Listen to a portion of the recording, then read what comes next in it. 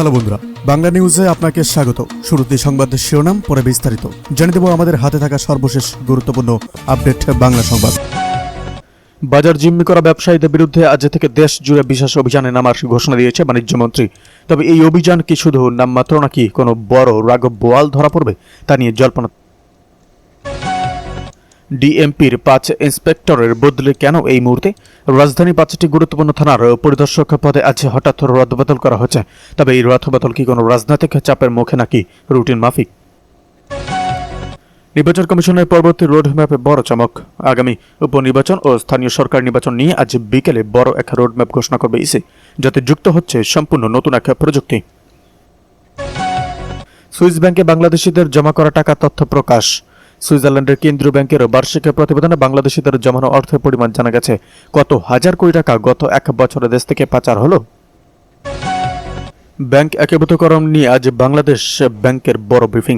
দুর্বল ব্যাংকগুলোকে সবল ব্যাংকের সাথে মিলিয়ে দেওয়ার প্রক্রিয়া আজ বড় একটি বেসরকারি ব্যাংকের নাম ঘোষণা করা হতে পারে, যা আমানতকারীদের মধ্যে উৎকণ্ঠা বাড়িয়ে দিয়েছে। বিদ্যুৎ সাশ্রয়ে আবার কি লোডশেডিং এর শিডিউল আসছে? গ্রীষ্মের শুরুতেই চাহিদার তুলনায় ঘাটতি দেখা দিয়েছে। আজ বিদ্যুৎ বিভাগের উপপর্যায়ের বৈঠকে এলাকা ভিত্তিক লোডশেডিং এর যে প্রস্তাব দেওয়া হয়েছে তা জানলে হতাশ হবেন। বিএনপি জাতীয় কাউন্সিলের তারিখে কি আজই চূড়ান্ত হচ্ছে?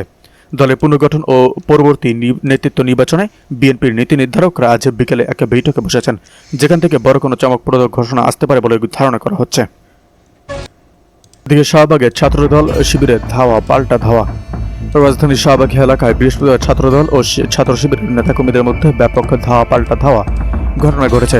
সামাজিক যোগাযোগ মাধ্যমে প্রধানমন্ত্রী তারেক রহমানের মেয়ে জাইমার রহমানকে নিয়ে আপত্তিকর মন্তব্য ও ছবি পোস্ট করার জের ধরে এই উত্তেজনার সূত্রপাত হয়।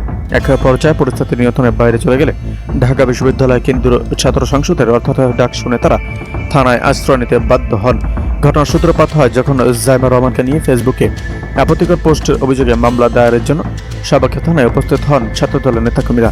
খবর পেয়ে ঢাকা বিশ্ববিদ্যালয়ের বেশ কয়েকজন ছাত্র সাংবাদিক ও ছাত্র শিবিরের নেতাকর্মী এবং ডাকসুর প্রতিনিধিরা ঘটনাস্থলে ছুটে আসেন। থানায় অবস্থানকালে দুপক্ষের মধ্যে বাক্য বিতণ্ডা হয় এবং এক পর্যায়ে তা হাতাহাতিতে রূপ নেয়। এই হট্টগোলের মধ্যে শাহবাগ থানার ভিতরেই ডাকসুর সাহিত্য ও সংস্কৃতি বিষয়ক সম্পাদক মোসাদ্দেক হামলা স্বীকার করেন। একই সময় ডাকসুর আরেক নেতা এবি জুবাইরও থানার ভেতরে আটকা। এদিকে হামলার পর ডাকসু নেতা মোসাদ্দেকের ফেসবুক পোস্ট। রাজধানীর শাহবাগে ছাত্রদল ও ছাত্র শিবিরের মধ্যে ধাওয়া পাল্টা ধাওয়া ঘটনা ঘটেছে। পরিস্থিতি উত্তপ্ত হয়ে উঠলে এক পর্যায়ে শাহবাগ থানার ভেতরে ঢুকতে গেলে ডাকসুর সাহিত্য ও সংস্কৃতি বিষয়ক সম্পাদক মোসাদ্দেক আলী ইবনে মোহাম্মদের উপর হামলার অভিযোগ উঠেছে। বৃহস্পতিবার সন্ধ্যায় এই ঘটনা ঘটে। পরে তাকে উদ্ধার করে ঢাকা মেডিকেল কলেজ হাসপাতালে নেওয়া হয়। আহত ডাকসুর সাহিত্য ও সংস্কৃতি বিষয়ক সম্পাদক মোসাদ্দেক সামাজিক যোগাযোগ মাধ্যমে ফেসবুকে একটি পোস্ট দিয়েছেন। তিনি বলেন, আমরা লড়াই করব, আমরা জেত দেব। যদি কেউ ফ্যাসিবাদী কাঠামো ফিরিয়ে আনতে আমাদের লাশের ওপর দিয়ে আনতে হবে। এদিকে সাংবাদিক ও ডাকসু নেতাদের ওপর হামলা নিন্দা জানিয়ে শিবিরের বিবৃতি। ভুয়ো ও বানোয়াটা স্ক্রিনশটের ভিত্তিতে প্রাণনাশের আশঙ্কায় শাহবাগ থানায় জিডি করতে যাওয়া ছাত্র শিবিরের কর্মীর ওপর হামলা ও ডাকসুর একাধিক নেতা এবং সাংবাদিকদের উপর হামলার নিন্দা জানিয়ে প্রতিবাদ জানিয়ে বাংলাদেশ ইসলাম ছাত্র শিবির বৃহস্পতিবার ছাত্র শিবিরের কেন্দ্রীয় সভাপতি নুরুল ইসলাম ও সেক্রেটারি জেনারেল সেবগাতুল্লাহ এক যৌথ বিবৃতি প্রতিবাদ জানান। বিবৃতিতে বলা হয়, পরিকল্পিতভাবে ভুয়ো ফটোকার্ড ছড়িয়ে ঢাকা বিশ্ববিদ্যালয়ের শাখা ছাত্র কর্মীদের এবং শিবিরের কর্মী আবদুল্লাহ আল মাহমুদের ওপর দায় চাপার একটি কুচক্রী মহল। এই ঘটনাকে কেন্দ্র করে প্রথম হলে এবং পরবর্তীতে প্রাণনাশের আশঙ্কায় আবদুল্লাহ আল মাহমুদের শাহবাগ থানায় জিডি করতে গেলে ঢাকা বিশ্ববিদ্যালয়ের শাখা ছাত্রদল সভাপতি গণেশ চন্দ্র রায়ের নেতৃত্বে ছাত্রদলের সন্ত্রাসীরা মব তৈরি করে তার ওপর হামলা করে। পরবর্তীতে ডাকসুর সমাজের সেবা ও সম্পাদক এবি জুবাইর ও সাহিত্য ও সংস্কৃতি সম্পাদক মোসাদ্দেক ইবনে মোহাম্মদ তাকে উদ্ধার করতে গেলে তাদের উপর অতর্কিত হামলা করে থানায় অবরুদ্ধ রাখা হয়। বিবৃতি আরো বলা হয়, সংবাদ সংগ্রহ করতে আসা সাংবাদিকদের উপর হামলা করে তাদের ক্যামেরা ভাঙচুর করা হয়েছে। এতে প্রায় 12 জন সাংবাদিক আহত হয়। পুলিশের উপস্থিতিতে থানার ভেতরে এ ধরনের সন্ত্রাসী হামলা প্রমাণ করে দেশের জনগণ কতটা অনিরাপদ এবং আইনশৃঙ্খলা পরিস্থিতিটা কতটা নতজানু ও ভঙ্গুর। এদিকে চট্টগ্রাম সিটি কলেজের ঘটনায় ছবিতে ছাত্রদল ছাত্র শিবিরের পাল্টাপাল্টি বিক্ষোভ।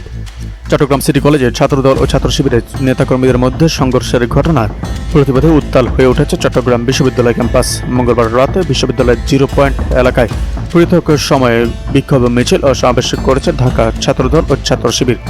উভয় সংগঠনে একে অপরের বিরুদ্ধে আক্রমণাত্মক স্লোগান দেওয়ার পাশাপাশি বর্তমান পরিস্থিতির জন্য একে অপরকে দায়ী করেছে। রাত গভীর হওয়ার সঙ্গে সঙ্গে 0 পয়েন্ট থেকে ছাত্রদলের একটি বিক্ষোভ মিছিল বের হয়। মিছিলটি সোহরাওয়ার্দী হল ও AF রহমান হলের গেট দিয়ে প্রদক্ষিণ করে 2 নম্বর গেট দিয়ে শেষ হয়।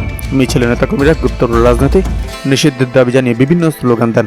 সমাবেশ থেকে শাখা ছাত্রদলের সাধারণ সম্পাদক আব্দুল্লাহ আল নোমান বলেন, সাধারণ শিক্ষার্থী ও ছাত্রদল নেতাকর্মীদের ওপর রগকাটা সন্ত্রাসীরা হামলা চালিয়েছে।